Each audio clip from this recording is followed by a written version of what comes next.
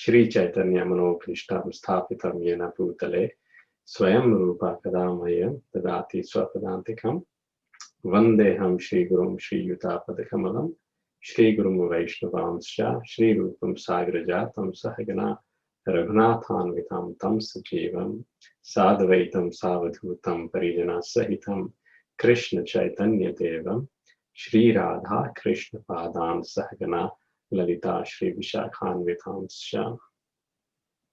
भूतैर्महद्भिर्यैमा पुरो विभो निर्मायस्यते यदमुषु पूरुषाम् भूते गुणान् षोडश षोडशात्मका सोऽलङ्कृशिष्ट भगवान् वचांसि मे।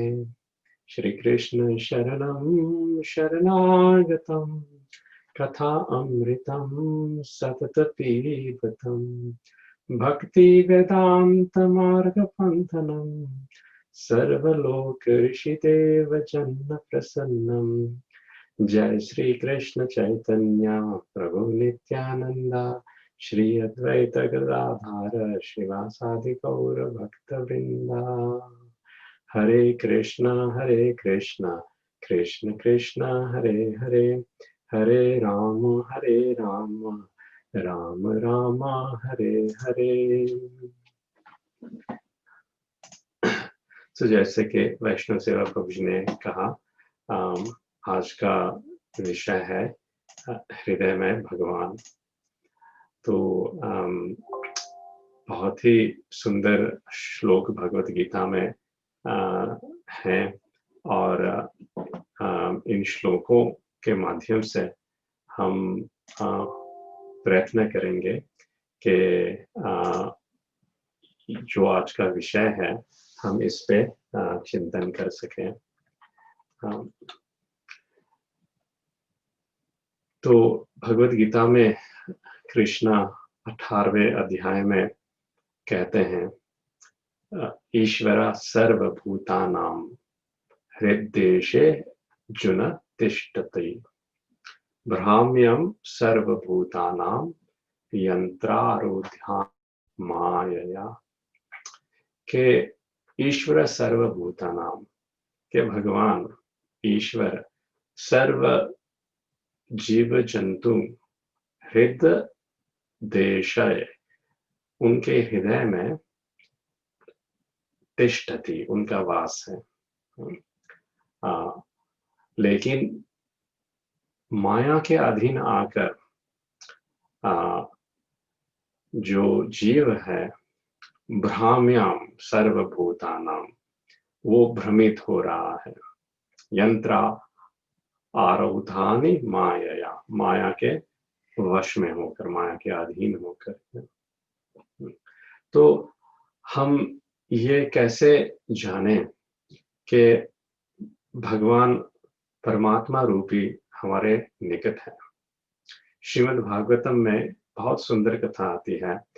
नारद मुनि प्राचीन बरही को समझाते हैं इस ऐतिहासिक कथा के द्वारा कि प्राचीन काल में एक राजा थे जिनका नाम था पुरंजना, और पुरंजना के बहुत ही निकट के बंधु और सखा थे जिनका नाम था अभिज्ञाता। पुरंजना जहां भी जाते अभिज्ञाता सदैव उनके साथ रहते, लेकिन कोई ये समझ नहीं पाता कि अभिज्ञाता कौन है, कहां से आया है और क्या कर रहा है। पुरंजन भी अभिज्ञाता की ओर ध्यान नहीं देता, लेकिन अभिज्ञाता सदैव पुरंजन के साथ था। एक दिन एक बड़े से पर्वत में के चोट पर पुरंजन चढ़ा और उत्तरी दिशा में जब देखा तो नीचे की ओर एक विशाल 9 द्वारी नगरी उसने देखी, और वो नगरी से बहुत ही वह प्रभावित हुआ और वह 9 द्वारी नगरी में पुरंजन प्रवेश किया। और जब वह उस 9 द्वारी नगरी के बागीचे में टहल रहा था तो दूर से उसने देखा कि एक नवयुवक किशोरी और उनके साथ में एक 5 फन वाला नाग और उनके पीछे 11 मुख्य सेवक और उन सेवकों के पीछे अनेक और सेवक लगे हुए थे। पुरंजना उस नव किशोरी की दिशा में जाने लगा और जैसे वो निकट आया, वह उसकी सुंदरता को देखकर प्रभावित हुआ और आकर्षण हुआ। और नवयुवक किशोरी का भी यही हाल हुआ। तो दोनों फिर संबंध से विवाह के गांठ में जुड़ गए और पुरंजना नौद्वारी नगरी में वह अपनी पत्नी के साथ रहने लगा और विषय भोग करने लगा। पुरंजन की अनेक संतानें हुई और पुरंजन की कीर्ति दूर तक फैली। कई लोगों ने पुरंजन की कीर्ति का गान किया और पुरंजन अपनी नगरी में सुरक्षित अपने आप को पाकर विषय आसक्ति और अपनी पत्नी की आसक्ति में इतना मग्न हो गया कि वह इस बात से अज्ञान रहा कि दूर से एक गंधर्वों का राजा जिसका नाम था चंद्रवेगा, वे अपने 720 सेना के साथ पुरंजन की नवद्वारी नगरी में आक्रमण करने लगा। पुरंजन व्यस्त था अपने इंद्रियों की तृप्ति करने के पीछे और वह यह समझ ही नहीं पाया कि नवद्वारी नगरी बस उथल पथल हो रही है। चंद्रवेग के सैनिक उसको उथल पथल कर रहे हैं और जब पुरंजन को यह ज्ञात हुआ तो उसने ये अनुभव किया कि कोई सेवक या पुत्र, यहाँ तक कि उसकी पत्नी भी उसकी बात नहीं सुन रहे हैं। और चंद्रवेग के सैनिकों ने पूर्ण रूप से पुरंजन की नगरी में आक्रमण किया, पुरंजन को कैदी बनाया। चंद्रवेग की पुत्री थी जिसका नाम था काल कन्या। उसने जब पुरंजन को आलिंगन में लिया तो पुरंजन पूर्ण रूप से वृद्ध अवस्था को प्राप्त हुआ और पूर्ण रूप से वो असमर्थ हुआ, अपने शरीर से असमर्थ, अपनी वाचा से असमर्थ, अपनी बुद्धि से असमर्थ। और पुरंजन रोने लगा, लेकिन पुरंजन को बांधकर उस नगरी से बाहर घसीट के चंद्रवेग के सैनिक ले गए। चंद्रवेग का और एक पुत्र था प्रज्वरा, जिसने पुरंजन की विशाल नगरी को आग लगाया और आग में धुत होकर पुरंजन की नवद्वारी नगरी राख को प्राप्त हुई। और पुरंजन ये देख के रोने लगा, क्योंकि पुरंजन अपनी पत्नी से अधिक आसक्त था। अंतिम में वह अपनी पत्नी का चिंतन करने लगा। तो जैसे कि भगवत गीता में भगवान श्री कृष्ण कहते हैं कि इस आजीवन काल में हम जिससे भी अधिक आसक्त रहें या जिस वस्तु और व्यक्ति से आसक्ति का संबंध रखें, तो अंतिम समय में हम वही चिंतन करेंगे।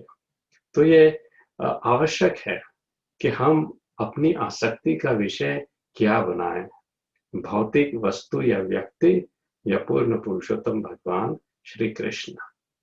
क्योंकि पुरंजन अपनी पत्नी से आसक्त था तो उसका दूसरा जन्म स्त्री का हुआ। भागवत गीता में कृष्ण ये बहुत स्पष्ट रूप से कहते हैं कि जिस अवस्था में हम और जिस चीज में हम मृत्यु के समय ध्यान करें, वही अवस्था हम अपने दूसरे जन्म में पाएंगे। तो पुरंजनी का जन्म हुआ और वह वैदर्भी के नाम से व्याहित हुई और उसका विवाह फिर राजा मलयाध्वज से हुआ और वह राजा की सेवक में पूर्ण रूप से लग गई। राजा बड़ा ही धर्मशील और आध्यात्मिक वृत्ति का राजा था और जब अनुचित समय आया तो मल्यध्वज राजा ने अपने राज्य का त्याग किया और वन की ओर प्रस्थान किया, क्योंकि पुरंजनी राजा के बहुत ही निकट थी और राजा में उनकी बड़ी आसक्ति थी। वह भी राजा के पीछे गई और वन में राजा की सेवा करने लगी। लेकिन राजा पूर्ण रूप से आसक्त थे और भगवान का ध्यान करते करते वह समाधि को प्राप्त हुए और शरीर का त्याग किया। जब पुरंजनी ने ये अनुभव किया कि मेरे पति जिसके सानिध्य में मैं पूर्ण रूप से सुरक्षा का अनुभव करती थी, अब वो नहीं रहे, तो वह बड़ी दुखी हुई और वह वहां बिलबिला कर रोने लगी और सोचने लगी, अब मेरी रक्षा कौन करेगा, मैं अकेली हो गई हूं। तो ये प्रभु माता जी हम सबकी अवस्था है। हम सबका ये भय है कि ये सारे संसार में हम अकेले पड़ जाएंगे, हमारा कोई नहीं होगा और हमारे जो संबंध है इसी कारण और इसी प्रश्न को लेकर हम अपने संबंध जोड़ते हैं, बनाते हैं कि हम इस संसार में अकेले ना रहे, हमारी भावनाओं को कोई समझे, हमारे विचार का कोई हमारी विचारों को कोई समझे और उनका अनुशीलन करें और हमारे साथ चले। और खास तौर कर जब हम बूढ़े हों तब कोई हमारी देखभाल करने के लिए है, हम अकेले ना हों। तो ये सोचकर पुरंजनी कूट कूट के रोने लगी और उस समय एक ब्राह्मण बालक वहां पर आया और उसने देखा कि शव पड़ा हुआ है और पुरंजनी रो रही है। तो उसने पूछा कि हे माता, आप कौन हो, ये शव किसका है और आप क्यों रो रही हो? पुरंजनी ने कहा कि ये मेरे पति राजा मलयाध्वज थे, अब ये नहीं रहे। इसके सानिध्य में मैं पूर्ण रूप से सुरक्षा का अनुभव करती थी, लेकिन अब मैं असुरक्षित का अनुभव कर रही हूँ, मेरी रक्षा कौन करेगा, मैं अकेली हो गई हूँ।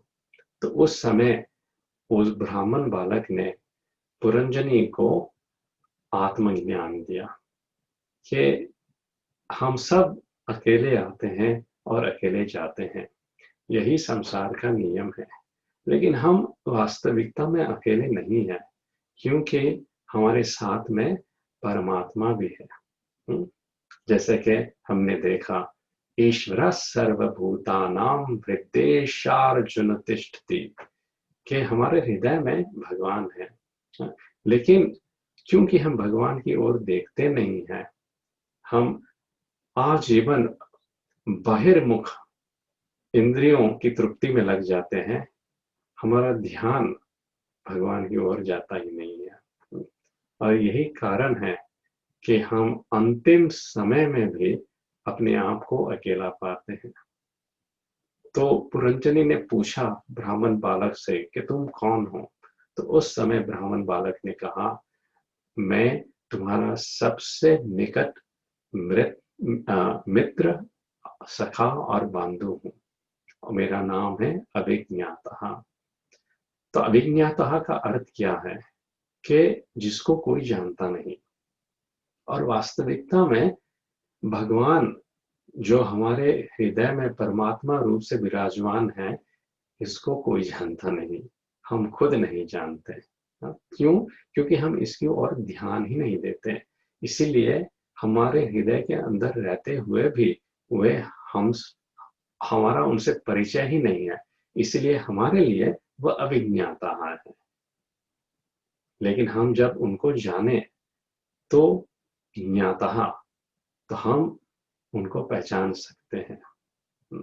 तो वास्तविकता में जितने भी जीव जंतु हैं, वे इस बात से परिचित नहीं है कि उनके हृदय में ही भगवान है।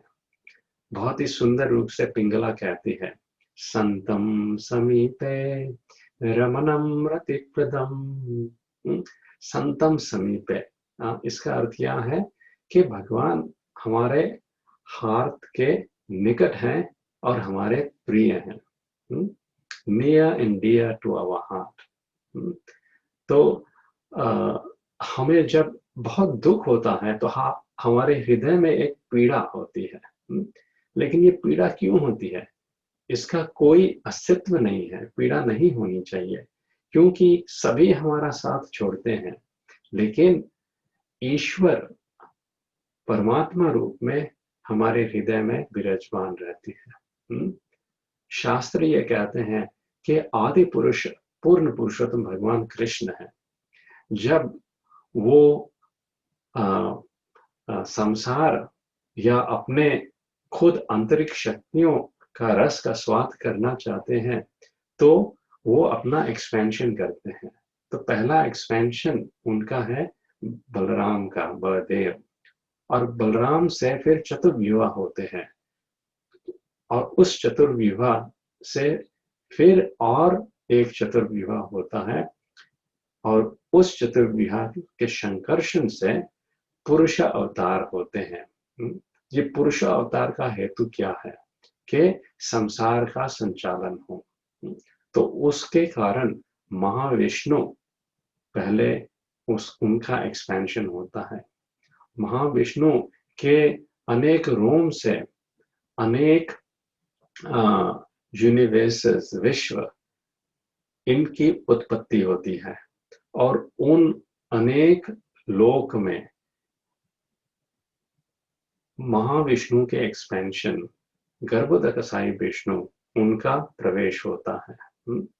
और उससे फिर एक्सपेंशन होता है, भगवान क्षीरोदकसाई विष्णु के रूप में हर एक कण में प्रवेश करते हैं। और यही क्षीरोदकसाई विष्णु है जो जीव आत्मा जब ये भौतिक जगत में है तब तक उनके साथ में रहता है, और अंदर से जीव आत्मा को परमात्मा ज्ञान देता है, क्या करें क्या ना करें, उसको प्रेरित करता है सभी कार्यों से लिए। हम तो भगवत गीता के 15वें अध्याय में भगवान बहुत अच्छी तरह से अर्जुन को समझाते हैं कि द्वाव इमाउ पुरुषो लोके शरक शाशर एव च, के इस जगत में दो प्रकार के जीव हैं, शर और अक्षर। शर जिसका पतंग होता है, या जो पतंग जिनका हो सकता है, और अक्षर जो आध्यात्मिक दुनिया में है, जिन्होंने अपने जीवन को पूर्ण तरह से आध्यात्मिक रूप से सफल किया है और कृष्ण भक्ति को प्राप्त किया है। और ये दो, शरः सर्वाणि भूतानि कूटस्थो अक्षर उच्यते। तो इस भौतिक जगत में सारे संसार में शर प्राणी फैले हुए हैं, और आध्यात्मिक दुनिया में अक्षर।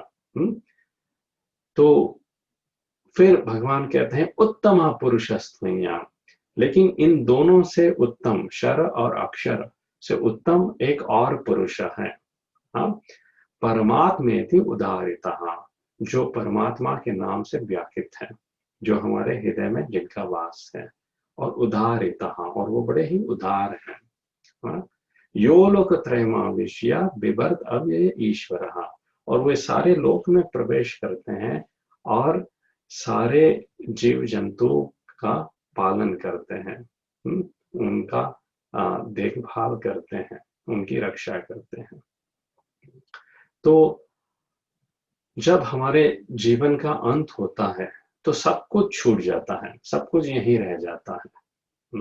बहुत अच्छी तरह से कथा के माध्यम से समझाया गया है कि एक राजा था, और उस राजा के 4 पत्नियां थी, और उन 4 पत्नियों से राजा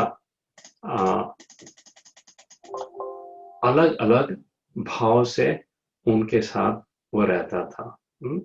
तो राजा की जो चौथी पत्नी थी उससे वो अत्यंत प्रेम करता था, और उसको सबसे सुंदर में सुंदर वस्त्र, सबसे स्वादिष्ट पकवान उसको देता था। जो तीसरी राजा की पत्नी थी वो राजा के लिए जैसे ट्रॉफी वाइफ होती है, बड़ी ही सुंदर थी, और वह उसको दिखाता था अन्य राष्ट्रों के राजा को और प्रजा को।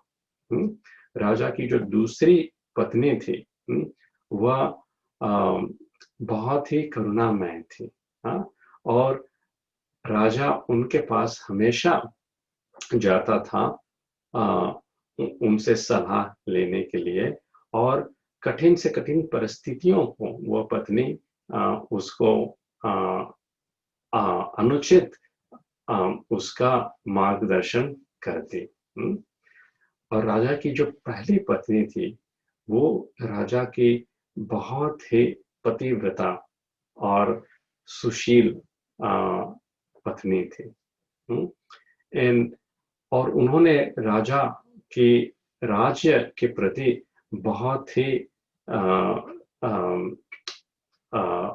उत्तम और सबसे ज्यादा योगदान दिया, और वह राजा से अत्यंत प्रेम करती, लेकिन राजा कभी भी और उनको देखते नहीं थे, और हमेशा उनका तिरस्कार ही किया।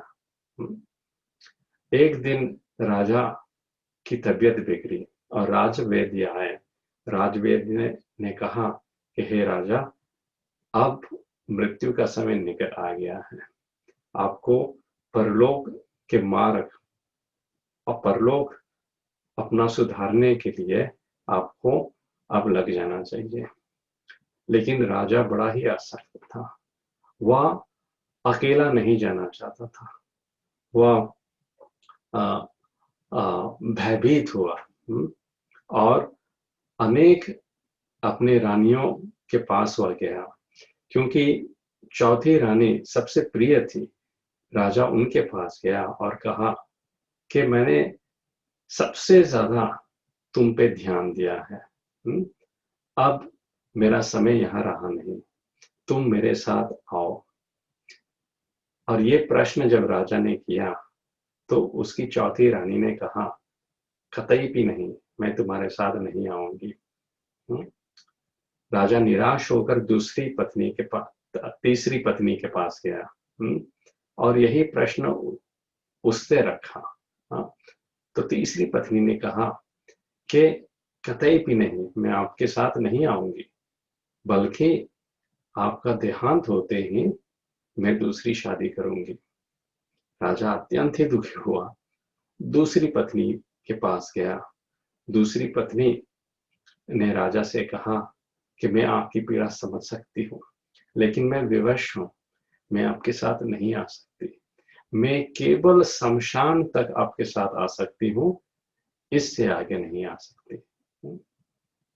फिर राजा ने पहली पत्नी की ओर देखा और उसको यह अनुभव हुआ, एहसास हुआ कि वह बड़ी ही दुबली है, जैसे कि खाना पीना तो कई महीनों से छोड़ दिया।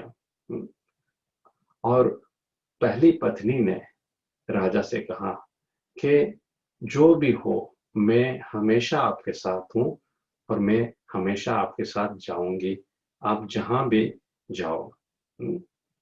तो राजा को ये एहसास हुआ कि मैंने तुम्हारा तिरस्कार किया, तुमको निग्लेक्ट किया और बस संपत्ति, शक्ति और अपनी अभिमान के पीछे मैं इंद्रिय तृप्ति में लगा रहा। मुझे तुम्हारा देखभाल करना चाहिए था। तो कौन है ये राजा और कौन है ये 4 पत्नी? तो राजा की जो चौथी पत्नी है, बताया गया है कि वो है ये शरीर। ये शरीर को हम कितना सजाते हैं, कितना ख्याल रखते हैं, सुंदर से सुंदर पकवान देते हैं इस शरीर को, लेकिन यह शरीर हमारे साथ आने वाला नहीं, यह शरीर हमें त्यागेगा। तीसरी पत्नी कौन है? तीसरी पत्नी हमारी संपत्ति, हमारा जो नाम, जो हमने कीर्ति कमाई, वो सब हमारे साथ नहीं आ सकता। जैसे ही हम चले जाएंगे, हमारे पुत्र, हमारे पत्नी, हमारे स्वजन, इन सब को ले लेंगे। और इसका दुरुपयोग या सुउपयोग करे, ये भी हम नहीं जानते। ये किसी और के पास चली जाएगी। दूसरी पत्नी, ये हमारे पत्नी या पति या हमारे स्वजन, हमारे सखा, ये सब हमको केवल शमशान तक ही हमारा साथ दे सकते हैं, इससे आगे ये नहीं आ सकते। और पहली पत्नी कौन? पहली पत्नी है हमारा आत्मा। जैसा भी हो वो हमारे साथ रहेंगी और हमारे साथ ही चलेगी, लेकिन हम अपने आत्मा की ओर देखते ही नहीं है। यही हमारी दुर्भाग्य है। गुरु महाराज बहुत ही सुंदर श्लोक बताए थे। धनानि भौमं पशवो हि गोष्ठे, नारी गृहद्वारे सखा शमशाने, देहश्चितायां परलोक मार्गे। के हमारा जो धन है वो भूमि में ही दफन रह जाएगा। प्राचीन काल में भूमि में धन को दबाते थे। और जितने भी पशु हैं, गाय हैं, वो गौशाला में ही रहेंगी। और हमारे जो मित्र, हमारी जो पत्नी है, वो केवल गृह द्वार तक आ सकती है। सखा शमशान है, और हमारे जो स्वजन है, सखा है, मित्र है, वो शमशान तक हमारा साथ दे सकते हैं। और हमारा जो देह है वो बस चिता तक हमारा साथ देती है। और जीव एक जो कुछ परलोक मार्ग में बस ये जो आत्मा है वही हमारा साथ देती है। लेकिन आत्मा अकेली नहीं है। आत्मा के पति परमात्मा सदैव उनके साथ है, और वो हमको मार्गदर्शन कराते हैं। तो क्योंकि हम इस संसार में आए हैं, तो आत्मा के साथ परमात्मा भी है, और वो मार्गदर्शन कराती है। जीव के इच्छा के अनुसार जो कोई उसका पिछला कर्म था, वो उसके अनुसार परमात्मा ये जो हमारा जिसको हम कहते हैं जीवन की यात्रा, उसमें परमात्मा सदैव साथ रहती है। किस रूप में? बहुत सुंदर तरह से श्रीमद् भागवतम और भगवद गीता में ऐसा समझाते हैं कि गतिर भर्ता प्रभु साक्षी ही। कि भगवान अनेक रूप से परमात्मा रूप में अनेक नाम से व्याख्यित हैं और उनके अनेक क्रिया हैं। तो भगवान कहते हैं सर्वस्य चाहम हृदि सन्निविष्टो, कि वो हमारे हृदय में उनका वास है, जैसा कि हमने पहले कहा। और भगवान का लक्षण क्या है, क्यों हमें हमारे हृदय के अंतर ध्यान करना चाहिए? क्योंकि सुहृद एक आत्मा, क्योंकि भगवान हमारे सबसे सुहृद है, हमारा भला इच्छने वाले, the benefactor and the well-wisher friend of all living entities, Prabhupada कहते हैं। और भगवान का गुण क्या है? सौ सब अधभ्र करुणो भगवान विवृद्धा, ये ब्रह्मा जी कहते हैं कि भगवान अधभ्र और विवृद्ध रूप से करुणामयी है। भगवान की करुणा की कोई सीमा नहीं है। पूतना उसको मारने आई थी, लेकिन पूतना को भी भगवान ने गति दी। यहाँ तक के भूंगते गुणांशो दशो दशात्मका, हम कुछ भी भोग करना चाहते हैं, जब तक परमात्मा की अनुमति ना हो हम भोग नहीं कर सकते। इसलिए भगवान गीता में यह भी कहते हैं उपदृष्टा अनुमंता चा, कि भगवान उपदृष्टा, ऊपर से बस देख रहे हैं, और अनुमंता, और फिर वो अनुमति देते हैं कि हम ये कर सकते हैं या नहीं कर सकते हैं। और अपने पूर्व कर्म के अनुसार जो कुछ भी हमने कमाया है और जो कुछ भी हम पाने के लिए योग्य है, भगवान वह अनुमति देते हैं। तो षोडशात्मका, यानी कि जो प्रकृति है, 16 एलिमेंट्स अंगों से बनी हुई, भूमि आप नलो वायु खम, तो ये जो 5 पंचभूत हैं, और फिर 5 कर्म इंद्रिया और 5 ज्ञान इंद्रिया, और फिर छठा मन, इसके माध्यम से जीव भोग करती है। लेकिन वो भोग कैसे कर सकती है? भूंगते गुणान षोडशात्मका, वो भोग भी भूंगते भगवान करवाते हैं।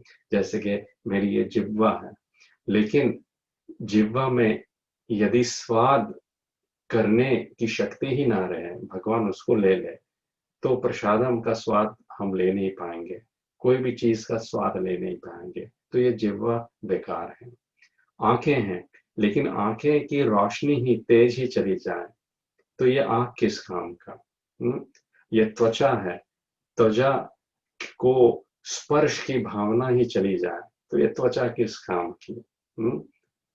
हमारा नासिका है, लेकिन इसमें गंध का अनुभव करने, सुगंध का अनुभव करने की शक्ति ही चली जाए तो ये कर्ण, ये नासिका का क्या अर्थ है? हमारे कर्ण है, लेकिन सुनने की ताकत ही ना रहे, हम बहरे हो जाए, तो इस कर्ण का होना का क्या अर्थ है? तो ये सब शक्ति ये कौन प्रदान करता है? ये सब परमात्मा प्रदान करते हैं। इसलिए सुखदेव गोस्वामी ये श्लोक कहते हैं भूतेर्गुणो भूतेर्जनो ये, के हे भगवान, आप पुरुष अवतार के रूप में अनेक अपने प्रकृति में प्रवेश करते हो और भूंगते गुणान षोडशात्मका, और आपके कारण जीव भोग का आस्वादन कर सकता है। फिर कहते हैं सो अलंकृ श्रेष्ठ भगवान वचामसी में, सुखदेव गोस्वामी भगवान की कथा कहना चाहते हैं। तो भगवान की कथा वह कैसे कह सकते हैं? वह कह सकते हैं जब भगवान ही उनके मुखारविंद से उनके वाणी में विराजमान हो और वाणी की शक्ति प्रदान करें। तो सुखदेव गोस्वामी यानी श्रीमद् भागवतम से सबसे उत्तम वक्ता, लेकिन उनकी नम्रता देखिए, ह्यूमिलिटी देखिए कि वो जानते हैं कि सभी शक्ति के पीछे जो शक्तिमान है, जिनके कारण हमको शक्ति मिलती है, वो है भगवान और वो हमारे हृदय में विराजमान है। तो उनसे प्रार्थना करते हैं कि मुझे शक्ति दे। कैसी शक्ति? वाचा की शक्ति। कैसे? अलंकृतस्य, मेरे वाचा को आप अलंकृत कीजिए, जिससे कि मैं भागवतम बोल सकूं। और आप मुझसे प्रसन्न हो कि मैं भागवतम बोलूं। सोलंकृशिष्ट भगवान वचांसि में, हे भगवान मैं बोल सकूं आपकी कथा। हम्म, तो हम यदि कुछ खाने के लिए भी जाएं, तो हमको ये ज्ञात होना चाहिए कि हम खा इसलिए सकते हैं क्योंकि भगवान हमें खाने दे रहे हैं। यदि ये शक्ति ही शरीर से चली गई, भगवान निकल गए इसमें से, जब अर्जुन अनुभव करते हैं जब भगवान स्वधाम गए तो अर्जुन अपनी शक्तियों से रिक्त हो गया। और ऐसा ही हमारा हाल होने को है यदि परमात्मा ही ना रहे। तो परमात्मा का हमको तिरस्कार नहीं करना चाहिए, हमका उनका आदर करना चाहिए। कैसे? भगवान का नाम के जाप और संकीर्तन के द्वारा। हरे कृष्ण कृष्ण कृष्ण हरे हरे, हरे राम राम राम हरे हरे। जब हम भगवान की कीर्तन और इस नाम का जाप करते हैं तो कहते हैं कि जैसे लकड़ियों में आग पहले से ही होती है, लेकिन वो जो लकड़ियों एक दूसरे से जब ऐसा रब होती है और फ्रिक्शन होता है तो उसमें से आग उत्पन्न होती है। तो इसी तरह साधना भक्ति करने से, भगवान का नाम लेने से, भगवान की कथा श्रवण करने से भगवान हमारे अंदर जो अभी सूक्ष्म रूप में है, अनमैनिफेस्टेड रूप में है, वो अग्नि की भांति प्रज्वलित होगी और हमारे हृदय में प्रकाश फैलाएगी। तेषां एवानुकंपार्थ अहम् अज्ञानजं तमः नाशयामि आत्मभावस्तो ज्ञानदीपेन भास्वता।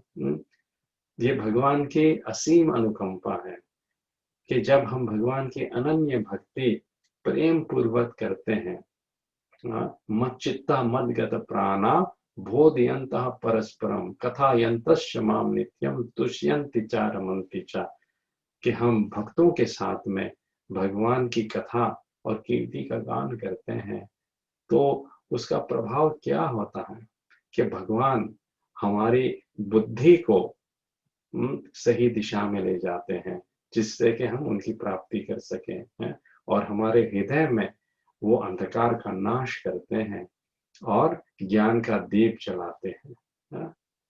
हम इस भौतिक जगत में इधर उधर भटक रहे हों क्या, तो क्या इसका अर्थ है कि भगवान भी भटक रहे हैं? नहीं। बहुत सुंदर तरह से भागवतम में जंतुर कहते हैं, ते नैव विकुंठ महिमानम ऋषिम तमेनम, के भगवान की जो कीर्ति है उसका कभी भी खंडित नहीं होता। और भगवान ऋषिम है, ऋषिम यानी सर्वज्ञाता। हमारा पिछला जो है, हमारे आगे का जो है और हमारा अभी जो वर्तमान है, वो सबके बारे में भगवान जानते हैं। तो हम कोई कष्ट या पीड़ा की में से गुजर रहे हैं तो ये भी हमारे पिछले कर्मों का फल है। लेकिन भगवान इतने दयालु हैं कि वो हमें छोड़ते नहीं हैं। विचार कीजिए कि जो नास्तिक में से भी नास्तिक व्यक्ति है, जो भगवान को मानता नहीं है और जो अपने शरीर के अंदर मांस, मच्छी, दारू, शराब इतनी उत्पटंग चीजें डालता है, भगवान उनके हृदय में भी है। तो ये भगवान की करुणा नहीं है तो क्या है कि जो व्यक्ति उसको मानता ही नहीं है, चाहता ही नहीं है, फिर भी उनकी जो यात्रा है, अनेक जीवों में, 84 लाख योनियों में वो जीव की जो यात्रा है, वो सभी यात्रा में भगवान परमात्मा के रूप में उसके साथ ही रहता है, संतम समीपे। किस लिए? कि एक बार भी वो व्यक्ति मेरी ओर देखे और मेरी ओर ध्यान दे, तो मैं उसका मार्गदर्शन करूं और उसको वापस पुनः भगवान पुरुषोत्तम श्री कृष्ण के धाम में ले चलूं। हाँ? भगवान इसी चीज की बस प्रतीक्षा कर रहे हैं। हाँ? तो हम पतित होते हैं या पतंग होता है हमारा, तो इसका मतलब है हमारे अंदर परमात्मा, इसका भी पतंग होता है? नहीं। हाँ, परम प्रकृति है, भगवान है वो प्रकृति से परे हैं। और हमारा कर्मों से वो परे हैं। आस्ते विशुद्धम, भगवान हमेशा ही विशुद्ध अवस्था में है, अविकारम। हाँ, और उनका कोई भी परिवर्तन नहीं होता है, वो अविकार है। हाँ, और वो सर्वत्र और सर्वदा है, क्षीरोदकसाई विष्णु के रूप में। लेकिन हमारे हृदय के अंदर जो परमात्मा है, हमारे इस भौतिक जीवन की यात्रा में, वो क्या प्रभुपाद बताते हैं, ये शब्द का प्रयोग करते हैं, लोकलाइज्ड, यानी कि वो हमेशा हमारे साथ ही रहते हैं।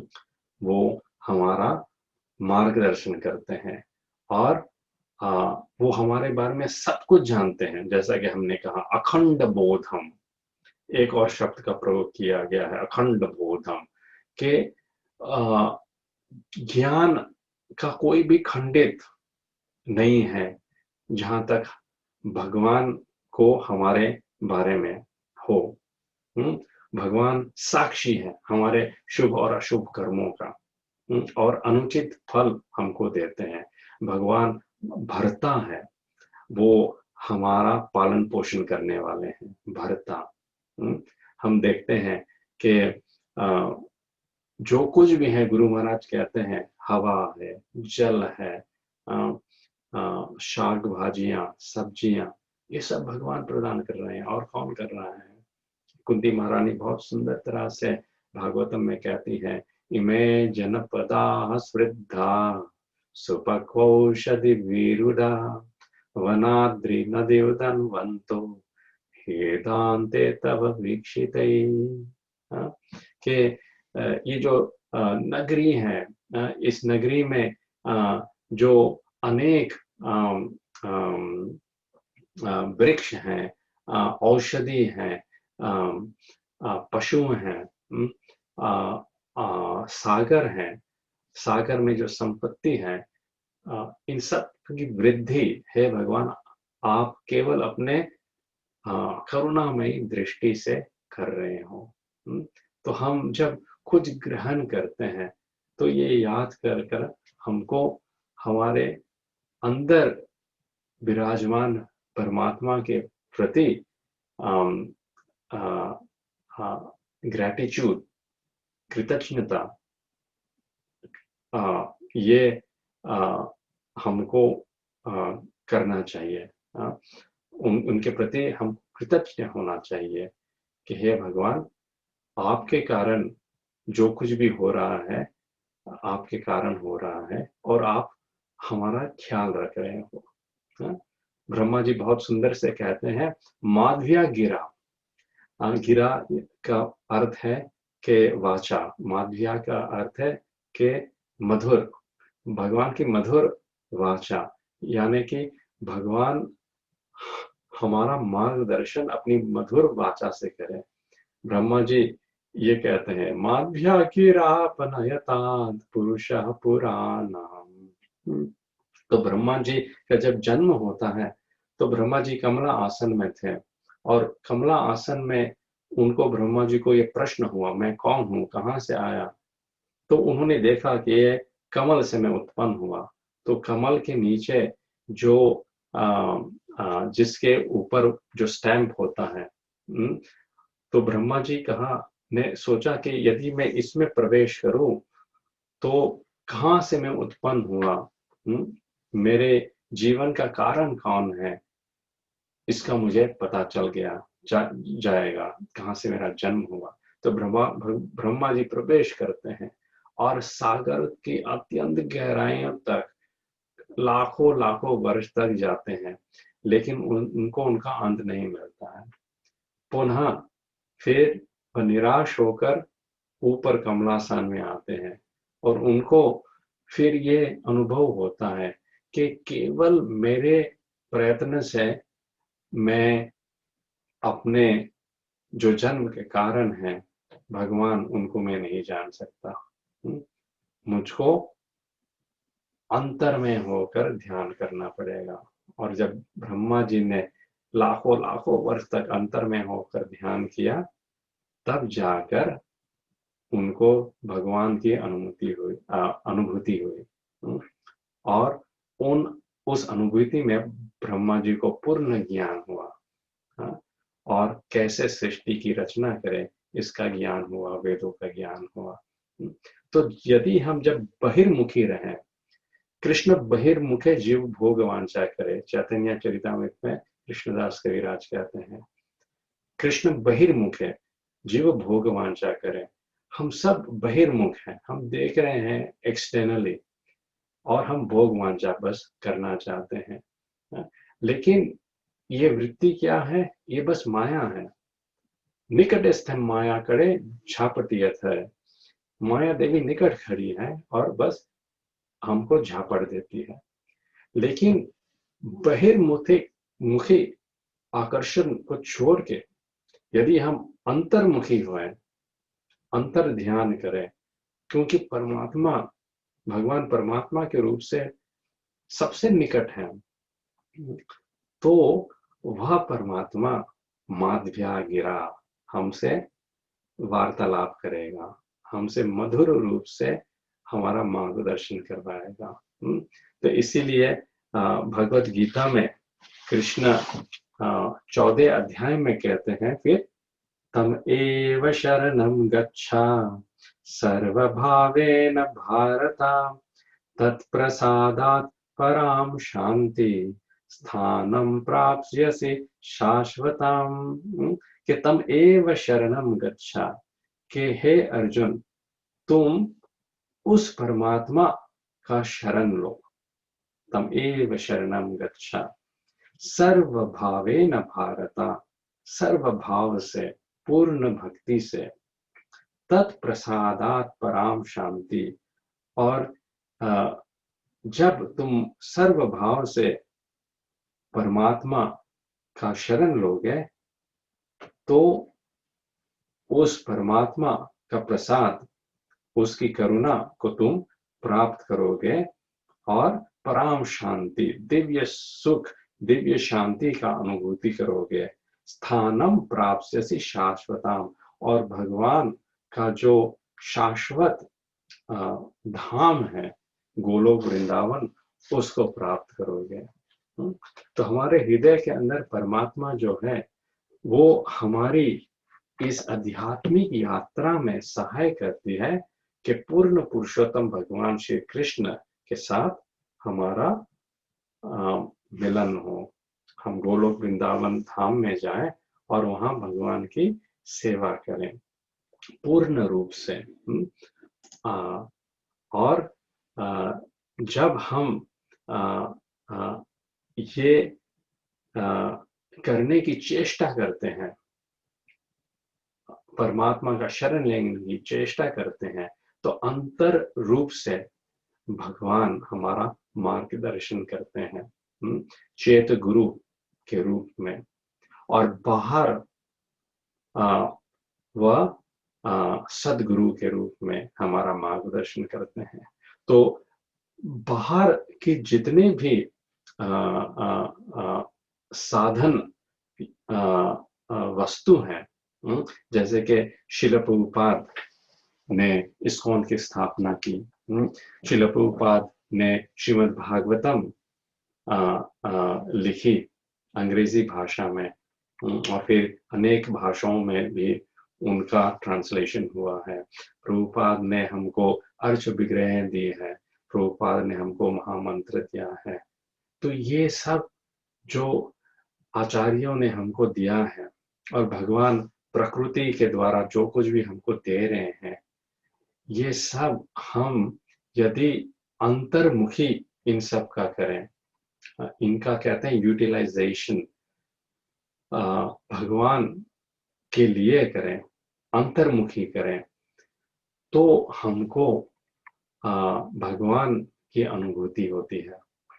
और फिर हम शोक, पीड़ा, दुख, इनसे हम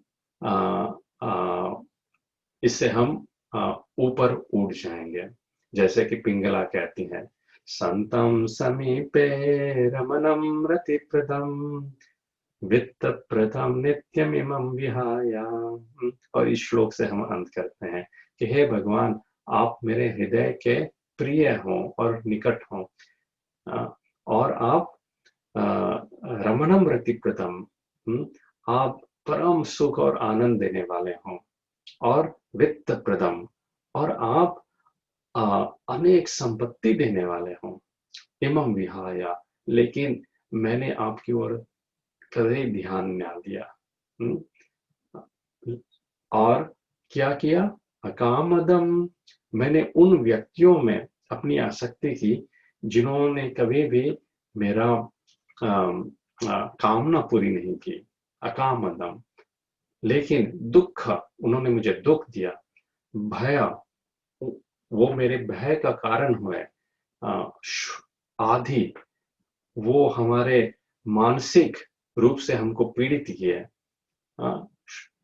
शोका, और हमको शोक दिया। और ऐसे तुच्छ व्यक्तियों के साथ मैंने आसक्ति की। तो हम ये बात को जान लें कि भगवान पूर्ण रूप से समर्थ है, लेकिन यदि हम अपेक्षा करें कि और कोई व्यक्ति हमारी आकांक्षाओं को पूरा कर सकता है, तो ये हमारी मूर्खता है। कोई भी व्यक्ति इस संसार में हमारी इच्छाओं और आकांक्षाओं को पूर्ता नहीं कर सकता। विद्यापति कहते हैं, विद्यानिधि कहते हैं, ताटल संगठे वारी बिंदु सम, सूत दारा रमनी समाजे। जो सुख की प्राप्ति हम करना चाहते हैं अपने पत्नी से या पुत्र से या समाज से, वो क्या है? वारी बिंदु सम, एक बिंदु समान है। जैसे कि हमारा हृदय रेगिस्तान की तरह है। इसको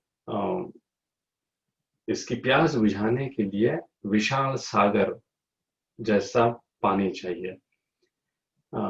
लेकिन एक बिंदु क्या कर सकता है?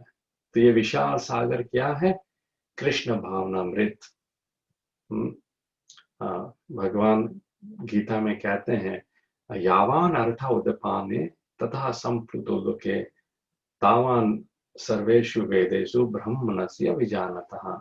जैसे कि कई कुएं होते हैं और उनका अर्थ एक विशाल सागर पूरा कर सकता है। Great well reservoir of water can fulfill the purposes of all the wells. लेकिन तावद सर्वेषु वेदेषु, इसी तरह जो वेद है जिसकी रचना भगवान किए हैं ताकि हम जीव जन भगवान के पास फिर जा सके, इसका जो ऑब्जेक्टिव है, गोल है, गतिर है, वो व्यक्ति जान ले, ब्रह्मणस्य विजानता, वो भगवान को जान सकता है, वो कृष्ण को जान सकता है। तो भगवान ने जो कुछ भी हमको दिया है इस संसार में, हम भगवान के विभिन्न शक्ति हैं और भगवान चाहते हैं हम उनके पास फिर आए, तो वो सब हमको बहिर्मुखी करने के बदले हमको अंतर्मुखी करना होगा और उस परमात्मा को समर्पित करना होगा, और वो परमात्मा हमारी आध्यात्मिक यात्रा में हमारी सहाय करेगा कि हम पुनः हम भगवान के धाम में जाकर उनके सानिध्य में, उनके भक्तों के साथ उनकी सेवा में, नित्य सेवा में रहें। हरे कृष्णा। हरे कृष्णा वैष्णव सेवा प्रभु जी। कुछ समय है, तो किसी के पास कोई प्रश्न हो?